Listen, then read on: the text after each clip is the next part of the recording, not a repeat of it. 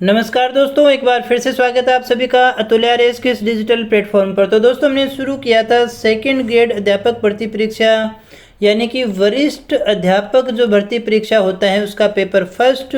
और paper first में हम कर रहे थे राजस्थान का भूगोल। आज के इस वीडियो में हम एक छोटे से लेकिन इंपॉर्टेंट टॉपिक के विषय में बात करने वाले हैं जिसका नाम है राजस्थान में उद्योग। आगे बढ़ने से पहले मैं आपको ये बता देना चाहूँगा कि ये सारा सिलेबस हमने यहाँ तक कर लिया है। अभी अपने इंडस्ट्रीज़ को देख रही हैं दोस्तों। उसके बाद में प्लानिंग एंड बजटरी ट्रेंड्स हैं, मेजर टूरिस्ट सेंटर हैं, इसको अपने अभी नहीं करने वाले हैं क्योंकि प्लानिंग तो अब वैसे भी परीक्षाओं में नहीं आता और बजट तो जब आएगा नया तो अपने नए बजट के विषय में ही बात करेंगे। टूरिस्ट प्लेस जब अपने हिस्टोरिकल इवेंट्स पढ़ेंगे और जब हम कल्चर को पढ़ेंगे तो वहाँ पर उसके साथ साथ में भी क्लियर हो जाते हैं, तो इसको अलग से हमें कुछ करने की आवश्यकता नहीं होती है दोस्तों।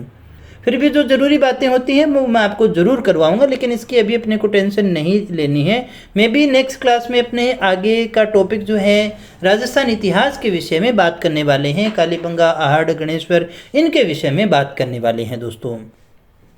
तो आइएगा आगे बढ़ते हैं और टॉपिक को शुरू करते हैं जिसका नाम है उद्योग। और उद्योगों के अंतर्गत सबसे पहले हम बात करेंगे कृषि आधारित उद्योगों के विषय में। तो दोस्तों, वैसे तो ये इतना बड़ा टॉपिक है कि एक उद्योग को अपने कितना भी लेकर के बैठ जाएं, लेकिन मैं बिल्कुल फैक्चुअल और पॉइंट टू पॉइंट मैं आपसे इस टॉपिक पर के अंतर्गत बात करना चाहूँगा। आपको वही याद करना है जो आपसे परीक्षा में पूछा जाए। इन दिनों यहाँ से क्वेश्चन आपके उद्योग में से क्वेश्चन इस टॉपिक में से नहीं आते हैं जो अभी आप पढ़ते हैं। आपके जो बजटरी ट्रेंड्स में दे दिया गया है नए उद्योग है, वहाँ से क्वेश्चन आने की संभावना बहुत ही ज़्यादा रहती है दोस्तों। लेकिन आप चिंता न करें, एक एक चीज़ मैं आपको करवाने वाला हूँ। अभी जो ट्रेंड में चलता है, ट्रेडिशनल जो मैटर है, हम उसका अध्ययन कर लेते हैं। शॉर्ट, बड़े ही छोटी सी वीडियो के अंदर हम इसको अच्छे से डिस्कस करने वाले हैं। आइएगा शुरू करते हैं। क्लास को शुरू करने से पहले अगर अभी तक आपने वीडियो को लाइक नहीं किया है तो कर दीजिएगा, चैनल को सब्सक्राइब नहीं किया है तो भी कर लीजिएगा, क्योंकि इस तरह की क्वालिटी एजुकेशन वीडियो आपको यहाँ इसी चैनल पर मिलते हैं। और हाँ, पूरा कोर्स आपको केवल यहीं पर करवाया जा रहा है। आइएगा शुरू करते हैं क्लास को। सबसे पहले हम बात करते हैं सूती वस्त्र उद्योग के विषय में। तो दोस्तों, अगर आपसे पूछा जाए कि राजस्थान का सबसे प्राचीन और परंपरागत संगठित उद्योग कौन सा है, तो आपका आंसर होना चाहिए सूती वस्त्र उद्योग। राजस्थान का ही नहीं, भारत का भी सबसे परंपरागत प्राचीन उद्योग अपने इसको कह सकते हैं। लेकिन राजस्थान का सबसे प्राचीन और परंपरागत संगठित उद्योग अगर आपसे पूछा जाए तो वो होगा सूती वस्त्र उद्योग। और रेलवे के बाद में अगर कोई सबसे ज़्यादा रोजगार दे रहा है तो वो रोजगार देने वाला उद्योग कौन सा है? सूती वस्त्र उद्योग ही है, जहां पर सबसे ज़्यादा रोजगार दिया जा रहा है दोस्तों। अब अगर आपसे पूछा जाए इंपॉर्टेंट क्वेश्चन के रूप में कि राजस्थान में पहली सूती वस्त्र मिल या कारखाना कहाँ स्थापित किया गया था, क्या नाम था, तो राजस्थान में पहले सूती वस्त्र कारखाने का नाम था द कृष्णा मिल्स और इसकी स्थापना 1889 में की गई थी। सेठ दामोदर दास और कर्नल डिक्सन के द्वारा की गई थी। और कहाँ पर की गई है? ब्यावर अजमेर में। तो यहाँ पर जो भी प्रश्न बनते हैं एक बार फिर से मैं आपको दोहरा देता हूँ। पहली सूती वस्त्र मिल कहाँ बनी थी? ब्यावर अजमेर में। क्या नाम था? द कृष्णा मिल। किसने स्थापित किया? दामोदर दास कर्नल डिक्सन ने। कब किया था? 1889 के अंदर। ये क्वेश्चन अपन को अच्छे से याद रखना है। अब हम देख लेते हैं थोड़े से राज्य में स्वतंत्रता प्राप्ति यानी 1947 आज़ाद होने से पहले जो सूती वस्त्र कारखाने स्थापित हो चुके थे उनके विषय में हम बात करना चाहें तो सबसे पहले द कृष्णा मिल ब्यावर 1889 की है, पहला सूती वस्त्र कारखाना है। अभी हमने इसके विषय में बात की थी। उसके बाद में दूसरी जो मिल आती है वो है एडवर्ड मिल, ब्यावर अजमेर में ही है, 1906 में इसकी स्थापना की गई थी। तीसरी आती है द महालक्ष्मी मिल, ब्यावर अजमेर में ही है, इसकी स्थापना 1925 में की गई थी। फिर आती है the Mewar textile mill, Bhilwara में, इसकी स्थापना 1938 में की गई। फिर है महाराजा उमेद मिल, ये पाली में है, 1942 के अंदर इसकी स्थापना की गई। सादुल टेक्सटाइल मिल श्री गंगानगर में है, 1946 में स्थापना की गई थी। तो ये 6 वो मिल है जो 1947 से पहले यानी भारत के आज़ाद होने से पहले इनकी स्थापना की गई थी। एक बार फिर से देख लीजिएगा, पहली कौन सी है? द कृष्णा मिल 1889 वाली, फिर दूसरी मिल कौन सी है, एडवर्ड मिल, ब्यावर, अजमेर। ये तीनों तो अजमेर में ही है, ये तीन तो अजमेर में ही है। 1889, 1906, 1925 के अंदर। 1938 के अंदर भीलवाड़ा में खोली गई है द मेवाड़ टेक्सटाइल मिल। पाली में खोली गई 1942 के अंदर महाराजा उमेद मिल के नाम से। गंगानगर में 1946 में सादुल टेक्सटाइल मिल के नाम से। आज़ादी से पहले स्थापित किए गए ये सूती वस्त्र के कारखाने हैं। फिर हम बात करें स्वतंत्रता के बाद में, तो बहुत सारे हो गए, लेकिन फिर भी जो इम्पोर्टेंट है उनकी बात करें। सबसे पहले हम निजी क्षेत्र में, प्राइवेट सेक्टर के अंदर जो बने उनकी बात करना चाहेंगे।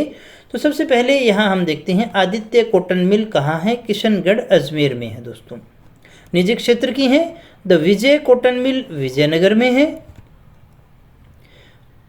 राजस्थान सहकारी मिल्स कहाँ है, गुलापुरा भीलवाड़ा में है। उदयपुर टेक्सटाइल मिल कहाँ है, उदयपुर में है। राजस्थान टेक्सटाइल मिल भवानी मंडी में है। श्री गोपाल टेक्सटाइल मिल कहाँ है, कोटा में है। तो ये 6 मिल यहाँ पर है स्वतंत्रता के पश्चात जो इम्पोर्टेंट है दोस्तों, उनके विषय में ही बात की है। राजस्थान में सहकारी क्षेत्र में अगर स्थापित सूती वस्त्र कारखानों की बात करें तो राजस्थान सहकारी कताई मिल लिमिटेड जो है गुलाबपुरा भीलवाड़ा 1965 में बनी थी। श्री गंगानगर सहकारी कताई मिल हनुमानगढ़ में है, 1978 में बनी।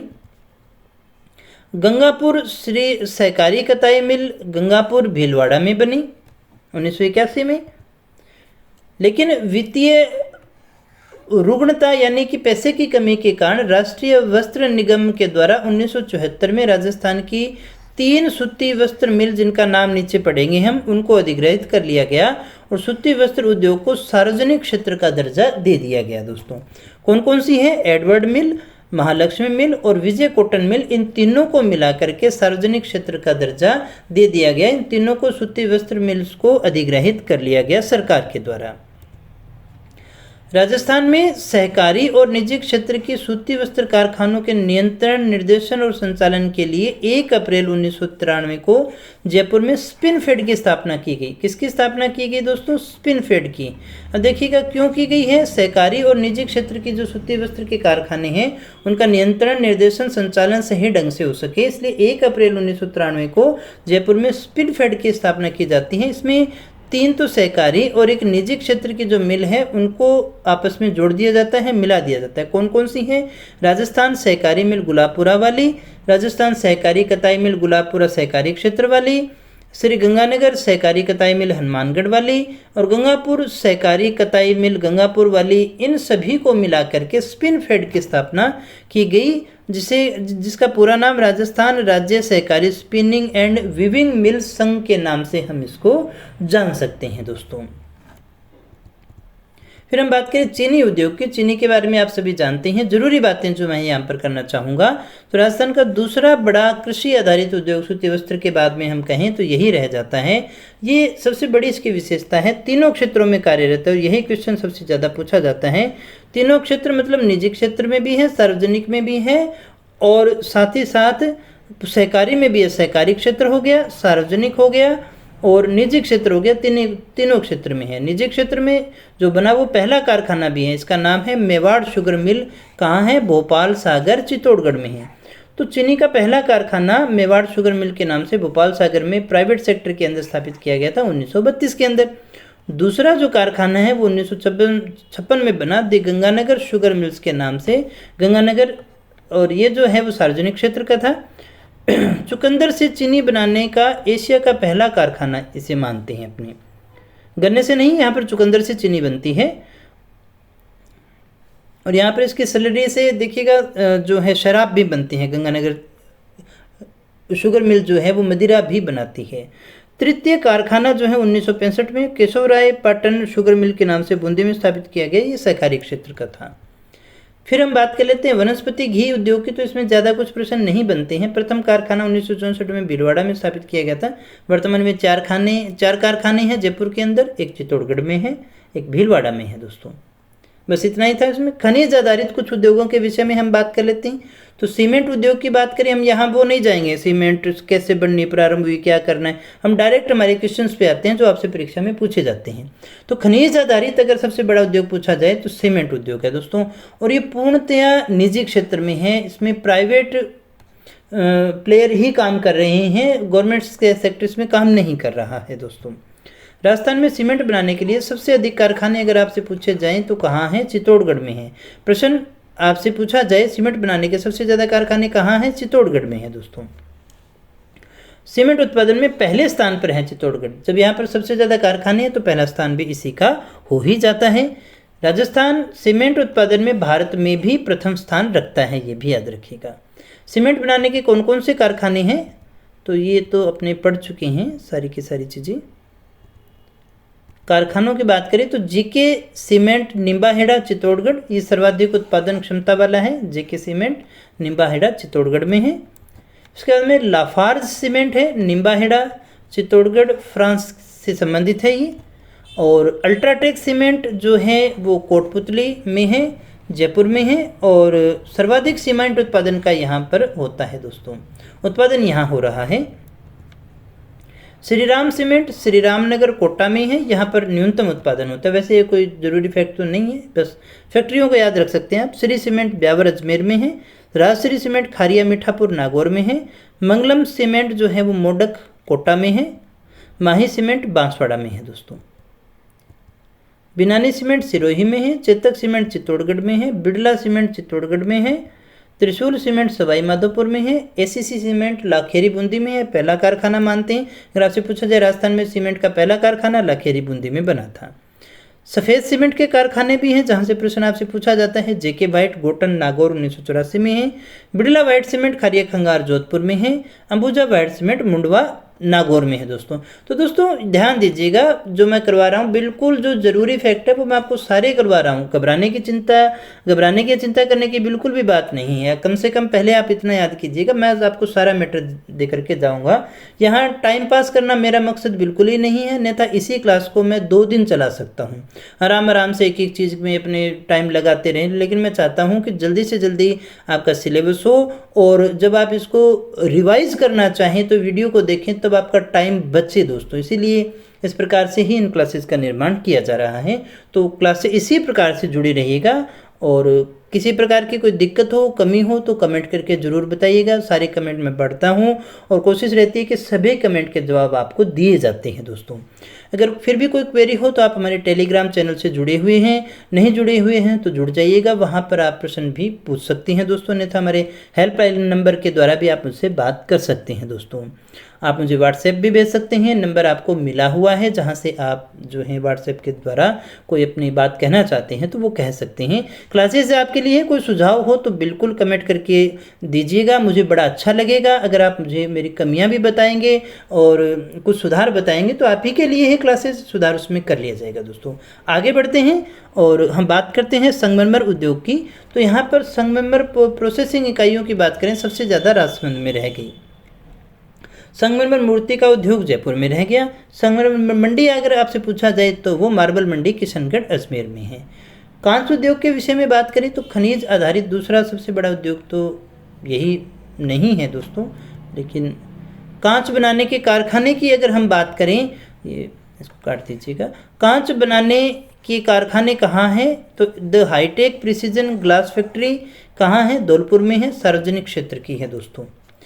धौलपुर ग्लास फैक्ट्री धौलपुर में ही है, एक निजी, ये 2 हैं, निजी सेक्टर की है, ये प्राइवेट सेक्टर की है। सिमकोर ग्लास फैक्ट्री, ये कई बार क्वेश्चन पूछा गया है, पिक्चर ट्यूब बनाता है, ये कोटा के अंदर है दोस्तों। Saint Gobain glass factory Kaharani Alwar में है, फ्रांस की है, ये क्वेश्चन भी आपसे पूछा गया है। ये बजट आधारित क्वेश्चन वापस दोहराऊं रहा हूँ दोस्तों, जो भी आपसे अगर क्वेश्चन पूछे जाएंगे ना उद्योग में से तो आप यकीन मान के चलिएगा लगभग आपकी संभावना है कि आपके करंट में से ही पूछे जाएंगे दोस्तों। तो वही हमें बजटरी ट्रेंड्स जो हैं, बजट पढ़ेंगे तो सारी चीज़ें हमारी क्लियर हो जाएंगी दोस्तों। रासायनिक खाद बनाने के कारखानों की अगर हम बात करें तो श्रीराम फर्टिलाइजर कोटा में है, पहला था ये। चंबल फर्टिलाइजर गड़ेपान कोटा में है, ये पहला डीएपी का कारखाना है। राजस्थान राष्ट्रीय केमिकल एंड फर्टिलाइजर, ये जो है कपासन चित्तौड़गढ़ में है, ये सबसे बड़ा डीएपी का कारखाना माना जाता है। झामर कोटड़ा फर्टिलाइजर उदयपुर में है दोस्तों। जीवन ज्योति फर्टिलाइजर कोटा के अंतर्गत है दोस्तों। नमक उद्योग की अगर हम बात करें तो सांबर साल्ट लिमिटेड जो है सांबर जयपुर में है। जब हमने झीलें पढ़ी हैं तब यहाँ पर भी हमने उसकी चर्चा की होगी। 1964 से हिंदुस्तान साल्ट लिमिटेड की स्थापना हुई थी, वो काम कर रहा है। Rajasthan salt and chemical limited जो है वो डीडवाना नागौर में है, यहाँ पर सोडियम सल्फेट बनता है।